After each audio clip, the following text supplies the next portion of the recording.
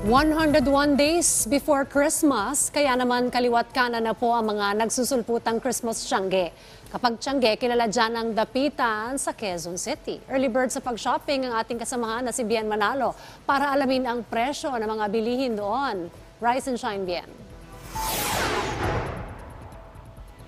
Rise and shine, Dayan! September pa lang, ramdam na ang simoy ng Kapaskuhan. At andito naman kami ngayon sa isang sikat na tindahan ng Christmas decor sa Quezon City kung saan maaari rin kayo makabili ng quality and affordable Christmas decorations. Christmas is in the air na talaga mga ka-RSP.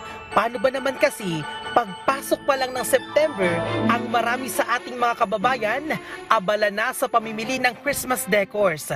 Bakit hindi bisitahin ang tindahang ito sa kahabaan ng dapitan dito sa Quezon City, kung saan maaari kang makabili ng quality yet affordable Christmas decors at tiyak na makadidiskwento kapag kung maramihan ang inyong bibilhin.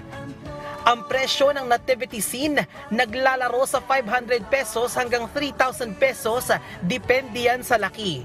Ang presyo ng Live Santa Claus naglalaro sa 4,500 pesos hanggang 28,000 pesos, depende sa laki at quality. Ang Christmas tabletop nagre-range sa 100 pesos hanggang 1,000 pesos, depende yan sa size. Ang parol na nagpapaningning sa ating Kapaskuhan, mabibili sa halagang 2,500 pesos hanggang 6,000 pesos, depende sa laki. Ang kapis lantern nagre-range sa 2,500 pesos, depende sa set. Ang hanging Santa Claus, mabibili naman sa halagang 150 pesos hanggang 1,200 pesos, depende rin yan sa laki. Dayan, ngayon nga ay makakausap natin ang isa sa store owner ng Dapitan Tiangge na si Miss Nika Miguel.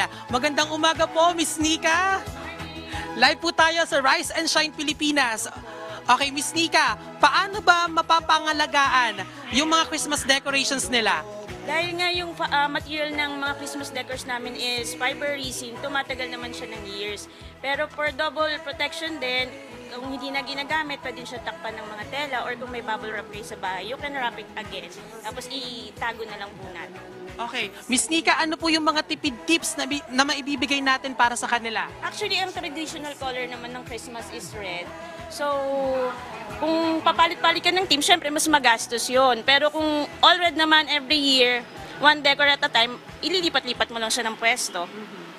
Okay, Miss Nika, invite mo yung ating mga kababayan na bisitahin ito nga Dapitan Tiangge. Guys, everyone, visit po yung building namin dito, Dapitan Tiangge, where you can find life-size Santas from smallest to biggest, nativity scenes for affordable price. Alright, maraming salamat, Miss Nika Miguel. Thank you po. At yan muna ang update sa presyo ng ilang pangunahing Christmas decorations. Balik sa iyo, Dayan. Maraming salamat sa iyo, Bien Manalo.